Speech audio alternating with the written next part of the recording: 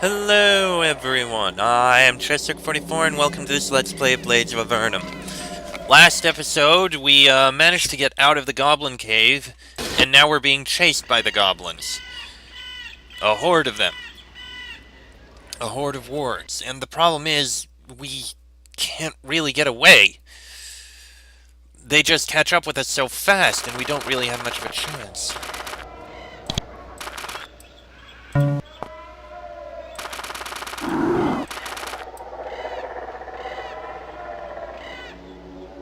Okay. Can't just run.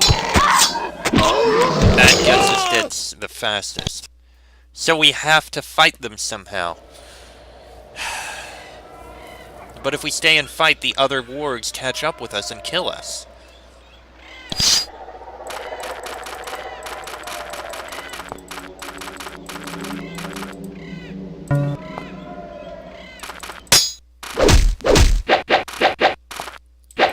As you can see from those wargs showing up there.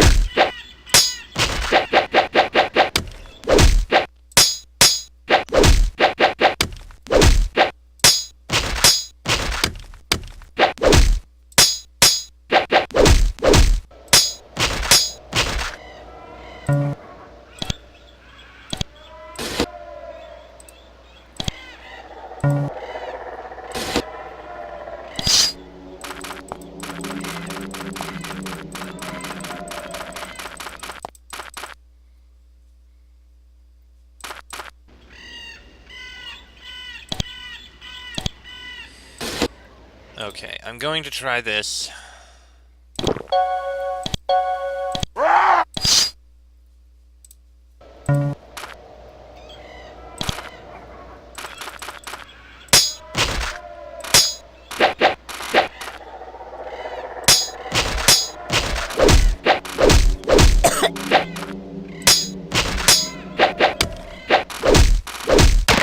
God damn it. This is extremely frustrating here. I'm trying what I can.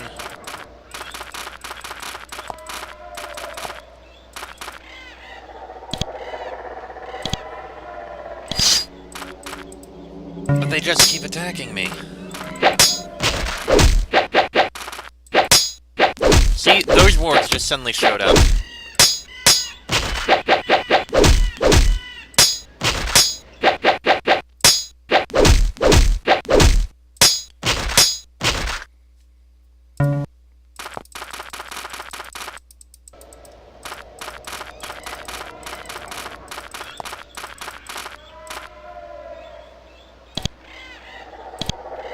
Yeah, I'm not sure.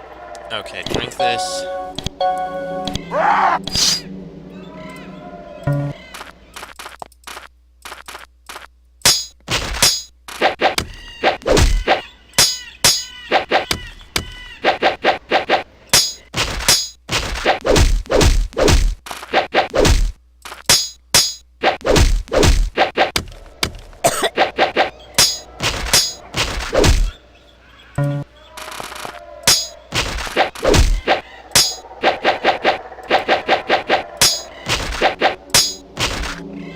Your ambush was a success. The last goblin rider lies face down, turning the snow a sickly green with its blood. Burden grabs you by the arm and starts running. Let's go, let's go! They're getting closer! The mad dash begins again. The yelping of the wargs trailing you is growing closer. The others are just 100 paces ahead, and with wargs literally snapping at your heels, this can only mean one thing. You need more time. Sergeant Burden finally yells, "Now!" And with that, she pivots and launches herself at the nearest rider, only a few steps back. You do the same. Except she's not here. Drink that hardiness filter.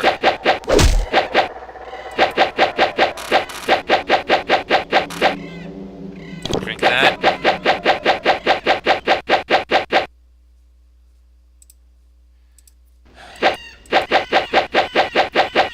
No way I'm gonna survive this. I mean, that hardiness filter is enough to keep me alive. For now. This is not going to work.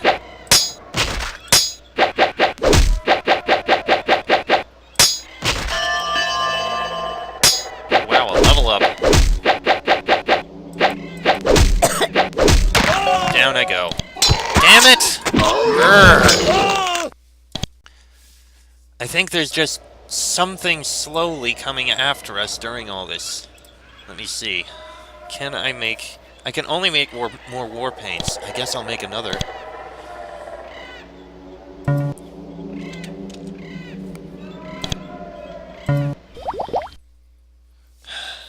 Well, I also have Corral Blossoms, but... that... well, actually, that would help with another hardiness filter. I kinda need it.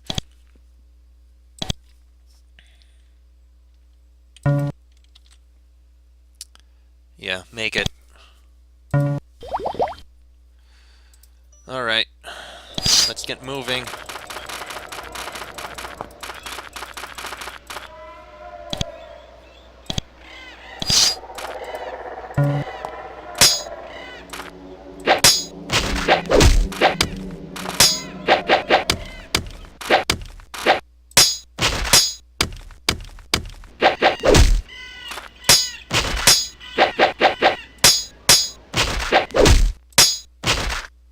There.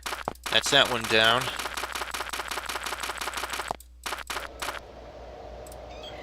Damn it, I got there too soon.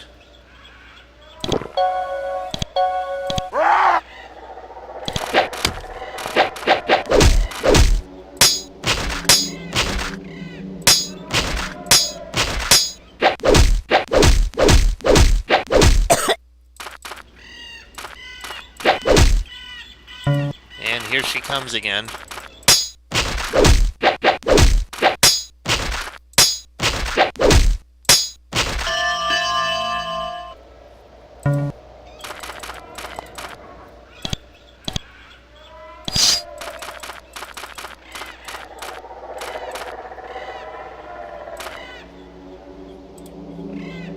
Here they come.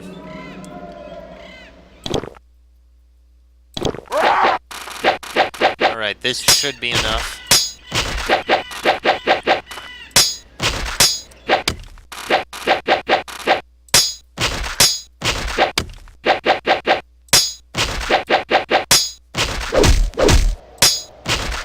A great howl goes up from behind you. The main host is getting closer. Sergeant Burden was sprinting down the trail before the last rider even hits the snow.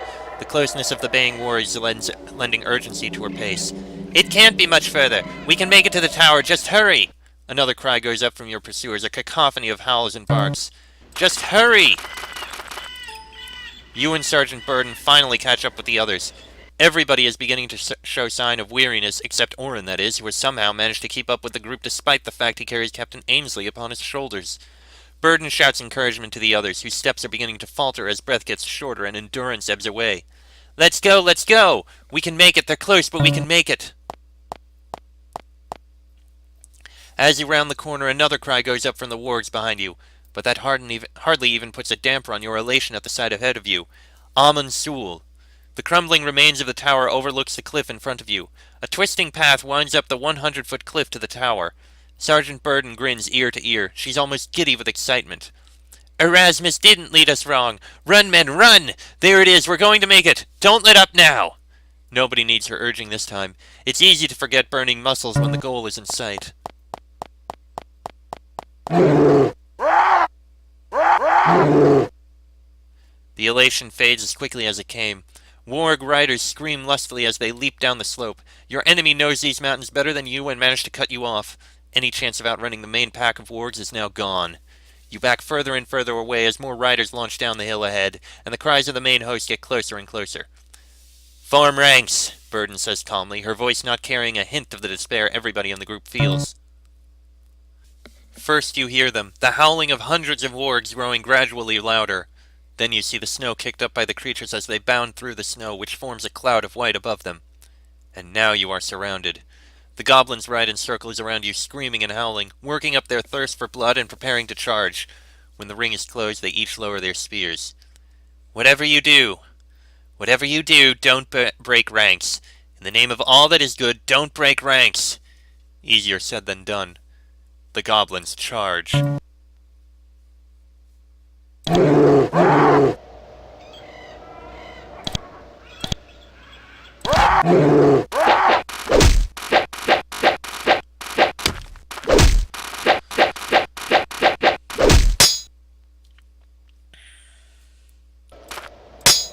We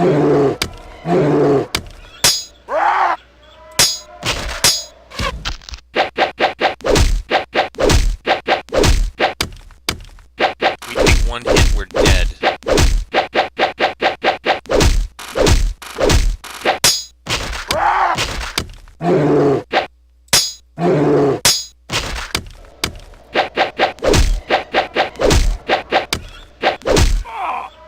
One of your fellows falls, stricken by one of the many warg riders that surround you.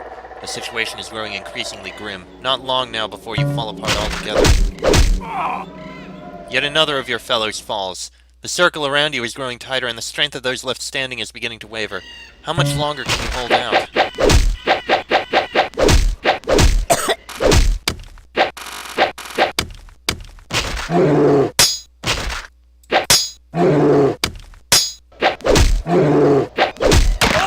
And we're dead.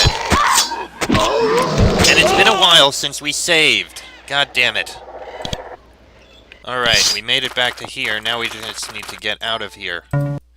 Here goes the cutscene. I don't know how we're going to get through this.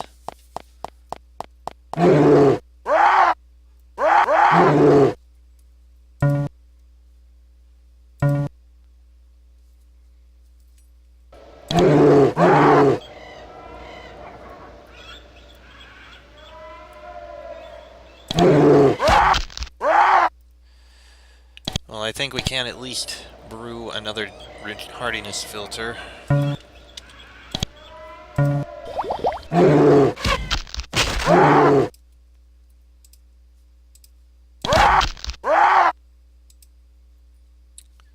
After combat.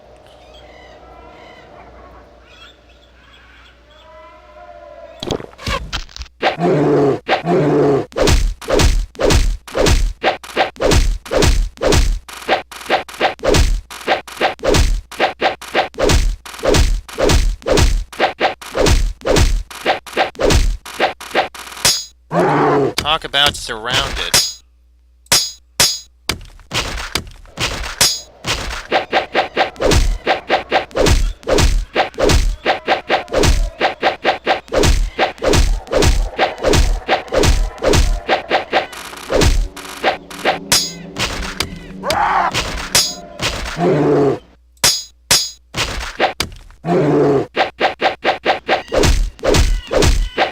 Or if they just keep coming. One of our fellows falls.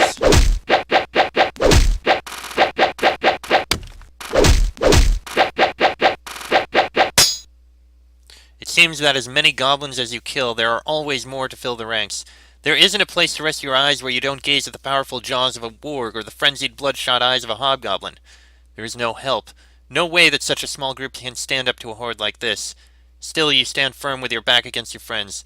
What choice do you have but to die fighting?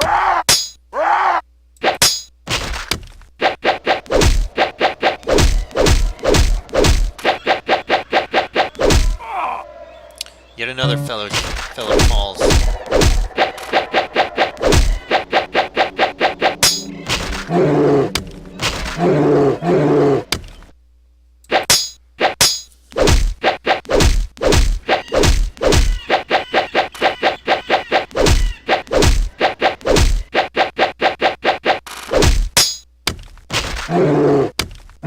Everyone we kill, another one shows up.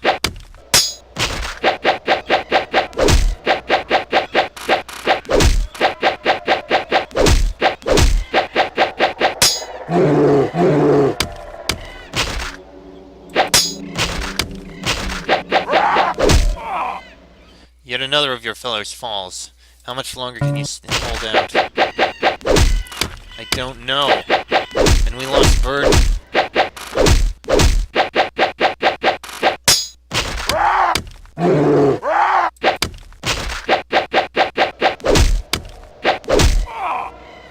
Another one falls. Another one falls.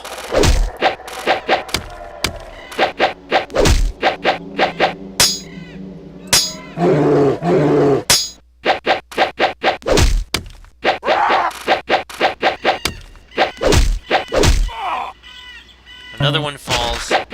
There's only one other left. This battle was over before it even began. Both sides have known all along who the victor would be. One is determined to sell their lives at as dear a cost as possible, the other to rend them limb from limb. Then suddenly all the hobgoblins halt. The wargs prick up their ears and begin whining piteously. The hobgoblins jabber amongst themselves nervously, gradually escalating into open panic. Suddenly one of them wheels its warg and spurs it back down the trail. A panicked chaos breaks out amongst the remaining goblins, who are practically fighting each other to be the first to retreat. The clearing is empty in less than a minute. You stand in dumb awe at this spectacle, unable to comprehend what just happened. Fabian sums up everybody's feelings by laughing. What the bloody hell? What just happened? Where are they going?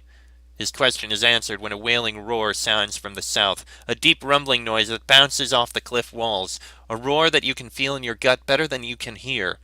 The roar you were sent here to silence. The previous looks of perplexed happiness melt away like wax, as what looked like the windfall of a lifetime reveals itself to be simply a death sentence of a different nature. Fabian licks his lips nervously. What do we do? I know we're supposed to kill that thing eventually, but I can hardly even stand. The rest of the group looks no better. Sergeant Burden stares up the cliff at the tower above you, sizing up how long it would take you to reach it. She comes to her conclusion quickly. We run, that's what we do. We fly with every ounce of strength in our bodies. Nobody voices any dissent. Another roar, this time a bit nearer, sends everybody scrambling up the path. The race for safety begins again, this time with legs that feel like lead and a far deadlier foe at your back.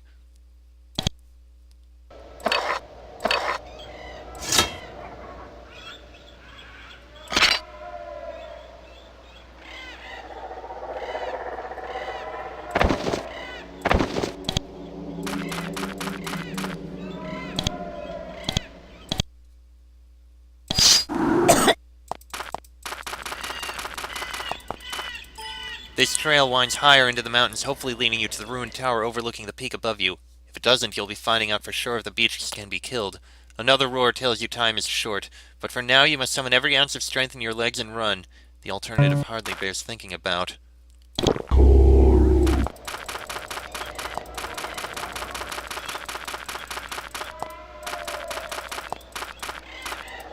You lurch through the snow and nearly fall flat on your face when you plant on a leg that simply refuses to obey you. Sergeant Burden catches your arm.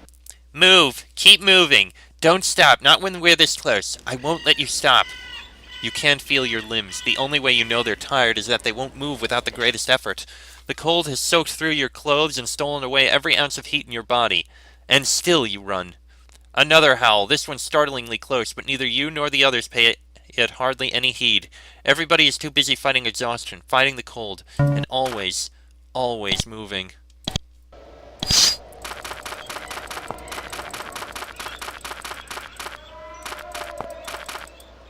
Wind whips through the narrow pass in front of you, and the rock walls on either side of the pass fall away into sheer cliffs. You don't have time to consider how far the fall would be. There is worse danger behind you. You stumble on. Each step is like a fight against yourself, convincing your legs to lift, to force your tired body to your will. Each pace makes your legs more stubborn, more determined to stay rooted in the snow. Then, a cry from one of your companions ahead. You lift your head to see what it's about, and your hope soars. The ruined top of the watchtower looms ahead, tantalizingly close. So close you could surely reach it before your imminent collapse. The others come to the same conclusion. Limbs continue to churn mechanically, but this time with renewed vigor. But then another howl, a howl that seems to surround you, to draw closer and closer, even as it hangs reverberating in the air. We'll never make it. You aren't sure who says it, but you all feel it. Burden recites as if by rote, Run! If you think you can stop now, we'll make it, God damn it, we'll make it! Left foot, right foot, just keep running. Left foot, right foot, what else can you do? Left foot, right foot, and then... Halt? What? Orin stops, the mountain of a Highlander who has plowed forward like a machine. Like an unstoppable juggernaut, he has marched with no signs of flagging. And now he's... stopped? Your eyes don't deceive you. He has halted and is unshouldering Captain Ainsley, who he has been carrying like a sack of grain all the while. He wordlessly hands him over to Private Every. Orin, are you all right? Every stammers out in consternation. Is something the matter? Do you need... Orin holds his hand up to cut him off. No, Every. This is just a weight that you must carry now. Every quietly hefts the limp body of Ainsley. The others stare in silence, unsure of what's going on. Burden's shout wakens them from your stupor. Well, what the hell are you waiting for? March, damn it! They move out. Orin stands unmoving. Sergeant Burden begins to depart, but turns to say simply, Farewell, soldier. She salutes him and marches away, vanishing around the corner ahead. You stand in shock, wondering what just transpired. Orin looks over at you. Well, Vincent, I told you this time would come that very first night. Another roar punctuates his sentence. Yes, this is why I'm here. Orin stands alone at the pass, and although the others turn the corner up ahead already, he shows no signs of following. The beast is getting closer, and yet your friend stands like a statue. You can't leave him here, not after all he's done for you. Every nerve in your body urges you to flee, but you slowly turn around.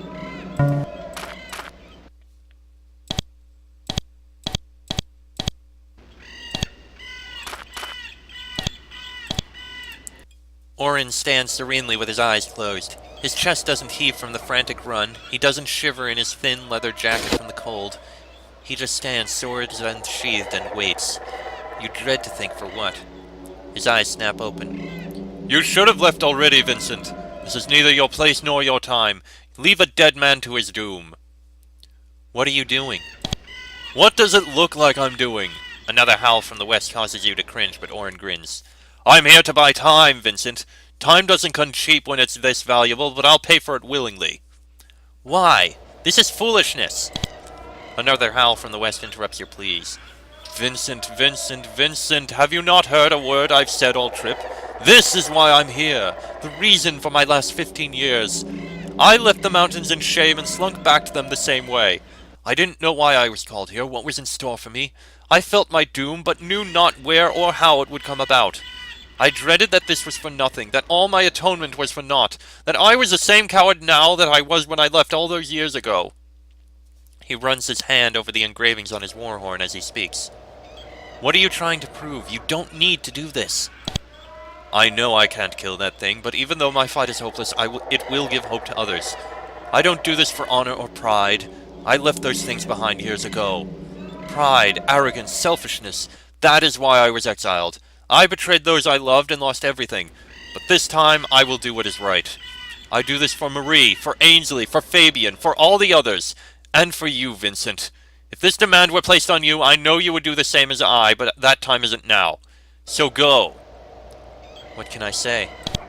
Go. There is nothing you can do or say to change what will happen here. The others need help and guidance more than ever, and I won't be there any longer. Go to them, Vincent. There is no time for cowardice, no time for selfishness. Do what needs to be done. Embrace your fate and don't flinch. We part as friends, and one day we will meet again the same way. He flashes you a smile, and with that he turns away to stare to the east. You turned away reluctantly. You spare one last look back at the lonely figure behind you. Orin stands shirtless, stripped to bare skin, with head thrown back and swords raised in defiance of all the mountain has thrown against him. You have little doubt that if you could see your friend's face, it would be grinning with ecstasy. You can summon no tears for him. They aren't needed here.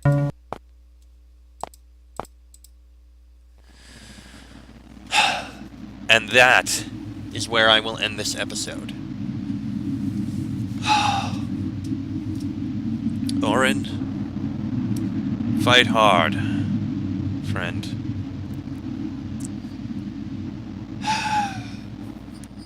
That was tough. Now, however, right now we need to get up there. We need to get going. I grabbed these things, but I don't even know what damage they can do, or if they're better than what we have. Not any of it. Excuse me. Well, I'm going to end this episode here. Next episode we're going to get to Amun Sul, and finally have a place we can rest. Oh, if only we had some herbs. Maybe we'll find some outside Amun Sul. We need to make some healing potions. I'm glad I found that healing poultice, but don't have much choice. Anyway, that'll be in the next episode. So until then, I'm Chester44. That is Vincent. This has been a Blades of Avenrum Let's Play. and I'll see you all next time.